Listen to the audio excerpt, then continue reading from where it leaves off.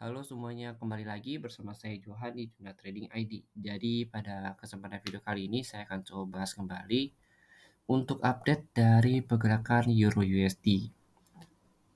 Dan kalau kita perhatikan saat ini, Euro USD itu berada di area demand-nya di 3.510 sampai 3.832. Dan memang ada saya katakan untuk area demand ini kita bisa melakukan buy zone ya pada video sebelumnya selama dia tidak break dari area demand ini.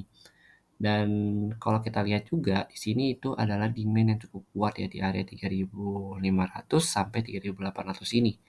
Terakhir harga itu retest di area 12 Mei ya, 12 Mei kemudian ada di 15 Juni dan saat ini ada di 1 Juli dia melakukan retest kembali ke area demand ini. Tapi kalau kita lihat lagi secara tren memang si Euro USD ini sedang downtrend ya, dia sedang downtrend. Dan kalau dia di sini dia itu ngebentuk struktur downtrend. Jadi ini high dia, ini higher low.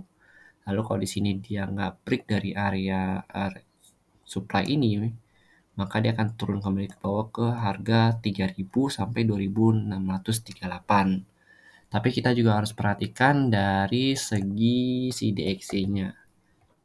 Perhatikan dulu dari DXY-nya. Kalau kita perhatikan memang untuk si DXY ini itu sedang reject di area 105 ya 105.7 yang dimana kalau kita perhatikan sini menggunakan time frame daily ya ini terjadi yang namanya double top dan memang dia masih reject di area sini. Jadi selama si DXY masih belum breakout dari 105.7 yang artinya si Euro USD ini juga belum akan breakout dari 3.500 ini. Syarat untuk breakout dari 3.500 ini jika kalau si DXY ini atau indeks dolar ini break dari si 105.7. Tapi si DXY juga lagi downtrend kalau kita lihat maka si DXY ini untuk sena depan itu memang lebih cenderung koreksi ke bawah karena kalau kita lihat di sini ada rejection 2 kali secara daily-nya dan memang rejection ini cukup kuat si area supply-nya si DXY ini ya.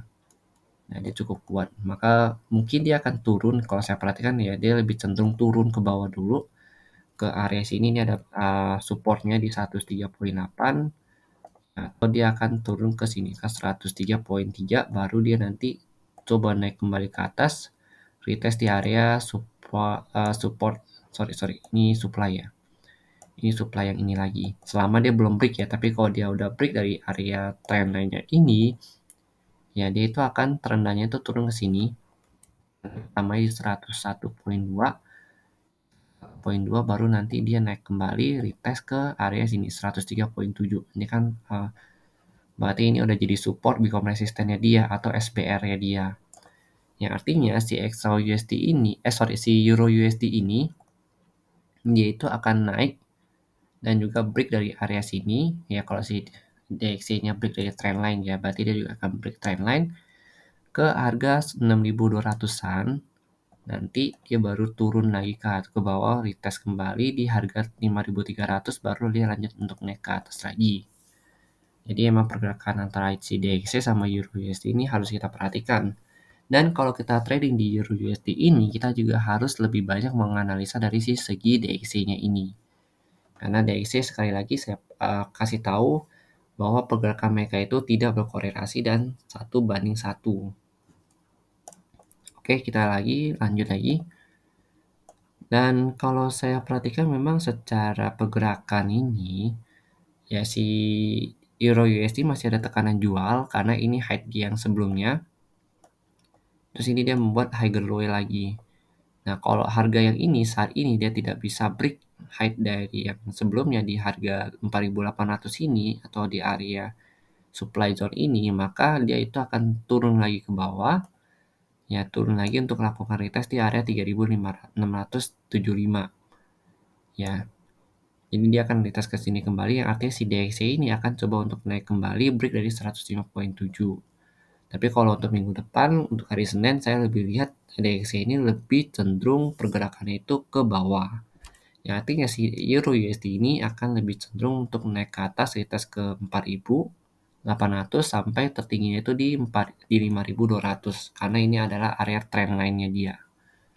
Baru nanti dia kalau nggak tembus, dia baru turun lagi ke bawah ke harga 3.600 ini atau 3.700. Kalau dia tembus, maka dia akan lanjut naik seperti skenario yang ini.